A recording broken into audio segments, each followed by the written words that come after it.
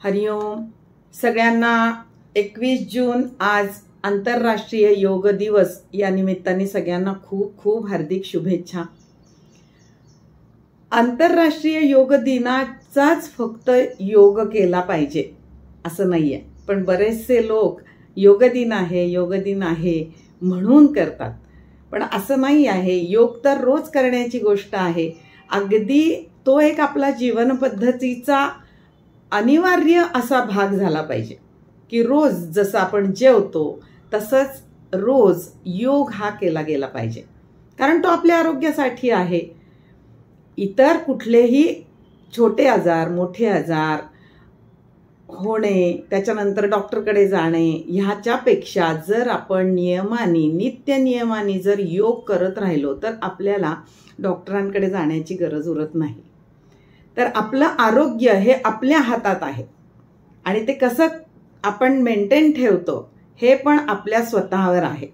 कोणी दुसऱ्याने योग केला तर त्याचे फायदे आपल्याला मिळणार नाही आहेत. तर योग हा आपल्या स्वतःलाच करावा लागणार आहे. तर आज आपण बघूयात की अगदी ज्यांना कोणत्याच प्रकारची आसनं जमणार नाही आहेत किंवा काही ना काही मोठ्या व्याधी आहेत, कुठले ना कुठले ऑपरेशन झाले आहेत, पुढे वाकायचं नाही आहे किंवा गुडघ्यामध्ये खाली बसता येत नाही आहे किंवा अति स्थूलता वाढलेली आहे किंवा रुमेटॉइड आर्थरायटिस झालेला आहे, प्रत्येक जॉईंटला अगदी बोटाच्या जॉईंटला, मनगटाच्या जॉईंटला, कोपऱ्याला सगळीकडे सूज आलेली आहे. तर अशा वेळेला बऱ्याचशा व्यक्तींना असं होतं की आपण कुठलीच हालचाल करू शकत नाही, आपण चालू पण शकत नाही आणि मग त्यामुळे कोणताच एखादाही व्यायाम प्रकार करता येत नाही. त्यामुळे आजारही वाढत जातो, स्थूलताही वाढत जाते आणि पुन्हा म्हणजे ते एक दुष्ट असं चक्र आपल्या पाठीमागे लागतं.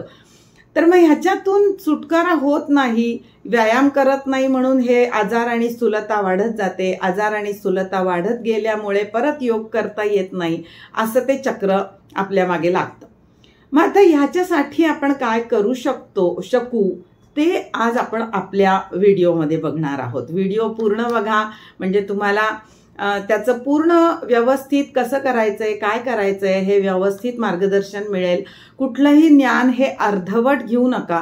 अर्धवट ज्ञानावर केलेला जो योग अभ्यास असतो तो आपल्याला चांगले परिणाम न देता दुष्परिणाम देतात. त्यामुळे व्हिडिओ संपूर्णपणे पूर्ण बघा. मी स्वर्णा कौलगुड, निसर्गोपचार तज्ज्ञ, योग पंडित आणि योग प्राध्यापक आहे. तर आज आपण आपल्या व्हिडिओमध्ये बघणार आहोत की ज्यांना अगदी खाली पण बसता येत नाहीये, आपल्या कॉटवर बसणार आहेत, ते बसूनच काही ना काही हालचाली करणार आहेत, तर त्या कशा करू शकतो. ज्यांना की कोणत्याही आसनं करता येणार नाहीयेत किंवा सूर्यनमस्कार करता येणार नाही आहेत, तर अशा लोकांनी काय बसल्या बसल्या कोणत्या हालचाली ते करू शकतात ते आज आपण बघणार आहोत.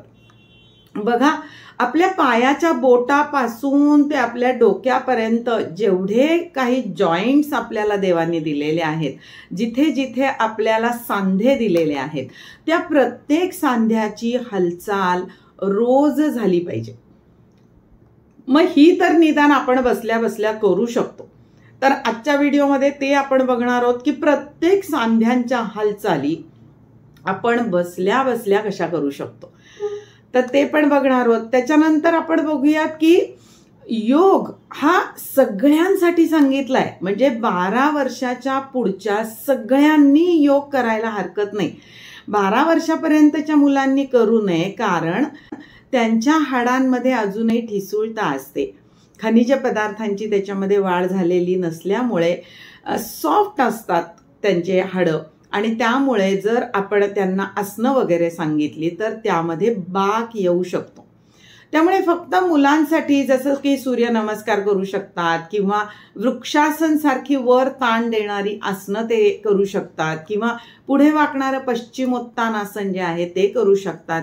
हे पण कशासाठी की जर काही मुलांची उंची वाढत नसेल तर त्यांनीही ताण देणारी, एकाच दिशेने ताण देणारी आसनं जर वयात येताना केली, म्हणजे मुलगा किंवा मुलगी जेव्हा वयात येत असतात त्यावेळेला त्यांच्यामध्ये हार्मोन्सचं सिक्रेशन होत असतं आणि त्याच वेळेला जर आपण अशी ताण देणारी आसनं त्यांच्याकडनं करून घेतली तर त्यांची उंची त्याच्यामध्ये चांगली वाढू शकते.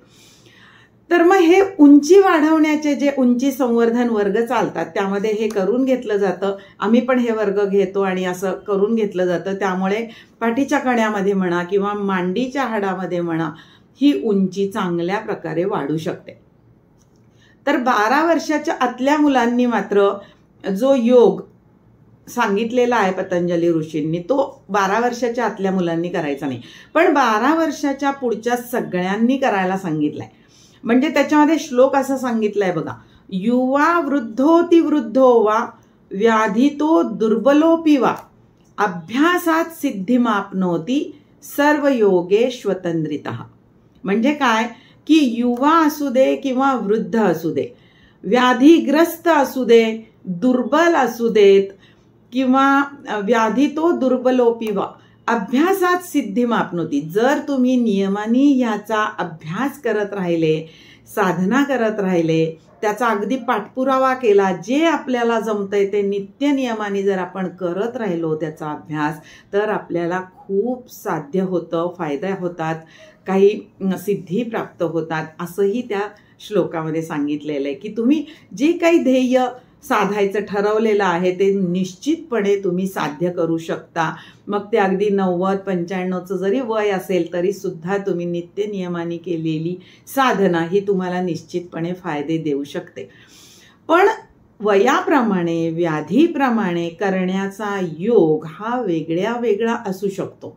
त्यामुळे सगळ्यांनी सारखाच योग करायचा आहे असं अजिबात नाही, ते लक्षात घ्या. तर म्हणून आज आपण दाखवणार आहोत की ज्यांना अजिबातच आसनं करायला जमत नाहीत, सूर्यनमस्कार करायला जमत नाहीत, कसली ना कसले ऑपरेशन झालेले आहेत, तर त्यांनी बसल्या बसल्या कसे जॉईंट्सच्या हालचाली ते करू शकतात आणि त्याचे फायदे ते कसे घेऊ शकतात ते आज आपण आपल्या व्हिडिओमध्ये बघणार आहोत. चला तर मग बघूयात काय काय करायचंय ते. सुरुवातीला पायांच्या बोटांच्या हालचाली करायच्या आहेत. आपल्या पायांची बोटं पुढच्या बाजूला दुमडून घ्यायची आहेत आणि मागच्या बाजूला ताणून घ्यायची आहेत. म्हणजे बोटाचे जे काही सांधे असतात त्यांच्या छान हालचाली होतात. त्यानंतर घोट्याच्या हालचाली करण्याकरता दोन्ही पायांचे चवडे पुढच्या बाजूला ताणायचे आणि आपल्या स्वतःकडे पण ताणायचे. हे पण 5 वेळेला करायचे. त्यानंतर एक चवडा पुढे, एक चवडा मागे, अशा पद्धतीमध्ये सुद्धा 5 वेळेला दोन्ही पायांनी 5-5 वेळेला होईल अशा हालचाली घोट्यामध्ये करायच्या आहेत. त्यानंतर दोन्ही पायांचे चवडे जुळवून गोलाकार फिरवायचे आहेत. घोट्याच्या सांध्याच्या हालचालींसाठी एकदा क्लॉकवाईज, एकदा अँटी क्लॉकवाईज असे आपले दोन्ही पायांचे घोटे फिरवायचे. त्यानंतर बघूयात आपण आपल्या गुडघ्याच्या सांध्यासाठीच्या हालचाली. आपले गुडघ्याची जे वाट्या आहेत त्या हलवायच्या आहेत. म्हणजे मांडीचे स्नायू आकुंचित करून ओढायचे आणि गुडघ्यांच्या वाट्या 5 ते 10 वेळेला हलवायच्या. त्याच्यानंतर उजव्या हाताची मूठ करून 2 गुडघ्यांच्या मध्ये ठेवायची आहे आणि दोन्ही गुडघ्यांनी त्या मुठीवर दाब द्यायचा आणि सैल सोडायचा. हे 5 वेळेला करायचं आहे. त्यानंतर आपल्या खुब्यासाठीच्या हालचाली करायच्या आहेत. आपला जो हिप जॉईंट आहे त्यासाठी आपला पाय गुडघ्यात दुमडून हाताने पकडायचा आहे आणि आपल्या खुब्याच्या जॉईंटमध्ये हालचाली करायच्या आहेत. आपला पाय मागे न्यायचा आहे, पुढे आणायचा आहे. त्यामुळे हिप जॉईंटमध्ये हालचाली होतात. त्याच्यानंतर बघूयात आपण हातांची बोटं संपूर्णपणे ताणून घ्यायची आणि मुठी करायच्या, घट्ट ताणून घ्यायची, मुठी करायच्या. हे 5 वेळेला करायचे. त्याच्यानंतर आपल्या हाताच्या मनगटांच्या हालचाली करायच्या आहेत. दोन्ही मनगट गोलाकार, सुलट आणि उलट 5-5 वेळेला मनगट आपली फिरवायची आहेत. त्याच्यानंतर आपल्या हातांचे जे कोपरे आहेत त्यांच्या हालचाली करायच्या आहेत. हात कोपऱ्यामध्ये दुमडायचे, सरळ करायचे. हे 5 वेळेला करायचं आहे. त्याच्यानंतर आपल्या खांद्यांच्या हालचाली करायच्या आहेत. खांदे आपले कोपरे हातांचे पुढे जुळवत गोलाकार कोपरे फिरवायचेत, पुन्हा पुढे जुळवायचेत, पुन्हा फिरवायचेत. हे 5 वेळेला सुलट आणि 5 वेळेला उलट ह्या हालचाली करायच्या आहेत. जर आपल्या खांद्यांमध्ये जखडण असेल, फ्रोझन शोल्डर असेल, ही हालचाल करता येत नसेल, तर आपण आता बघूयात की आपले हात सैल सोडायचेत खाली आणि सैल हात सोडून आपले खांदे जेवढे आपल्याला हलवता येतील तेवढे हलवायचे. रोज आपण हे केल्याने आपले जे खांद्याचा जो सांधा आहे तो मोकळा व्हायला मदत होईल. हात सैल सोडून खांदे गोलाकार फिरवायचे. त्याच्यानंतर आपण बघूयात की मानेच्या जॉईंटसाठी आपण काय करू शकतो. तर आपली हनवटी आपल्या डाव्या खांद्याकडे हळूहळू हळूहळू हळू न्यायची आहे. ताण जाणवतो आपल्या मानेला तेवढ्या वेळ न्यायची आहे आणि मान सरळ करायची आहे. नंतर हळूहळू हनवटी उजव्या खांद्याकडे न्यायची आहे आणि पुन्हा सावकाश सरळ करायची आहे. त्यानंतर मान मागच्या बाजूला सैल सोडायची आहे, पुढच्या बाजूला सैल सोडायची आहे आणि या मानेच्या हालचाली सावकाशीने करायच्या आहेत. यानंतर आपण मानेचं चक्र करायचं आहे, ते सुद्धा सावकाशीने आणि मान सैल सोडून करायचं आहे.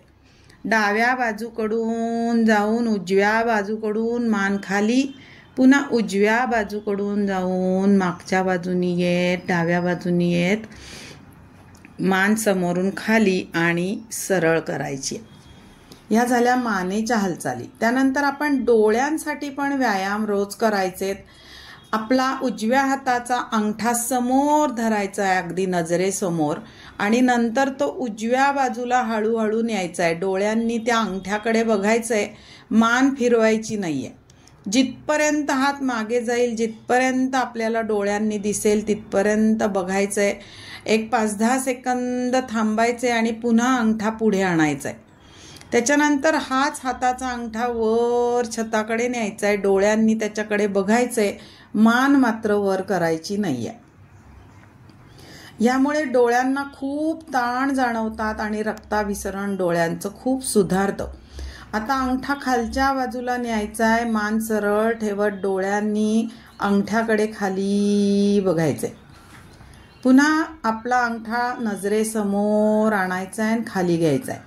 आता डाव्या हाताचा अंगठा समोर घेत डाव्या बाजूला आपला अंगठा न्यायचा आहे, डोळ्यांनी डाव्या बाजूला बघायचंय, ताण जाणवेपर्यंत बघायचंय आणि नंतर हा अंगठा पुन्हा सावकाश समोर घ्यायचा आहे आणि हात खाली घ्यायचा आहे. डोळ्यांना ताण आला असेल तर तळहात डोळ्यांवर ठेवून आपले डोळे रिलॅक्स करा. त्यानंतर आता गाल फुगवून घ्यायचेत हवेनी घट्ट आणि एक 5-10 सेकंद ठेवायचेत आणि हवा सोडायची आहे. हा ताण खूप आपल्या हिरड्यांचं, दातांचं रक्ताभिसरण सुधारवतो.